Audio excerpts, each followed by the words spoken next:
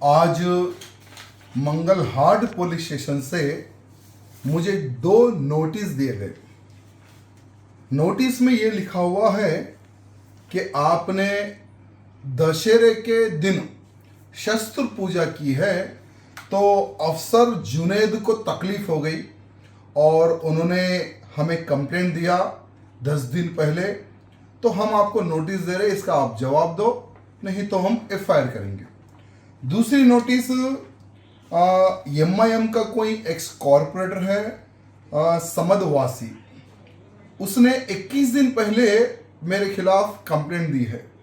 Subject ये है कि दांडिया उत्सव कार्यक्रम में हमने सभी को एक निवेदन किया था कि हमारे हिंदुओं का त्यौहार है, कृपया करके लव जिहाद जैसा कांड वहां पर ना हो, तो गैर हिंदू को वहां पर एंट्री ना दे। तो एक्स एमआईएम का कॉर्पोरेटर समदवासी को तकलीफ हो गई, तो उसने 21 दिन पहले मेरे खिलाफ कंप्लेंट दी। सोचने वाली बात यह है, जब कोई व्यक्ति कंप्लेंट देता है तो उसके नेक्स्ट डे या 2 दिन बाद तुरंत नोटिस सर्व करना होता है। लेकिन इन्होंने नोटिस कब सर्व किया कि चुनाव का माहौल है, ऑलरेडी मैंने नॉमिनेशन दाखिल कर दिया है, ये लोग मुझे नोटिस आज दे रहे हैं।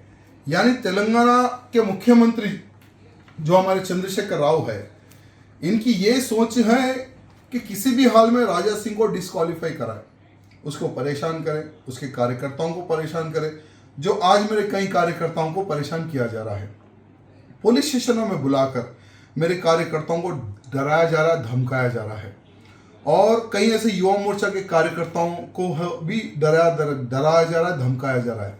यानी राजा सिंह के साथ नहीं घूमना है और चुनाव के समय पर उसके लिए काम नहीं करना है। सोचने वाली बात यह है कि हमारे तेलंगाना के मुख्यमंत्री आज भी, इतने दिन हो गए, पूरे तेलंगाना के बीआरएस के कैंडिडेट उन्होंने डिक्लेयर कर दिया, केवल गौशाला महल से इन्होंने कैंडिडेट डिक्लेयर नहीं किया, क्योंकि वो एमआईएम ऑफिस से डिक्लेयर होता है और अभी तक असदुद्दीन ओवैसी को कोई मर्द कैंडिडेट नहीं मिला गौशाला महल विधानसभा से उतारने के लिए जो मेरे खिलाफ, इसलिए अभी तक कोई कैंडिडेट उन्होंने खड़े नहीं किया है।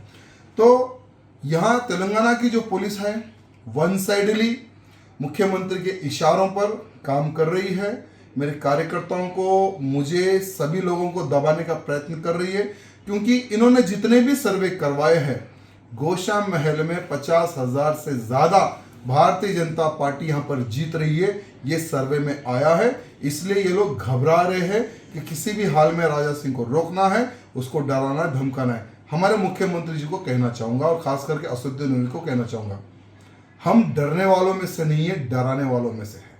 ये बात ध्यान रखना ओवैसी और मुख्यमंत्री चंद्रशेखर राव।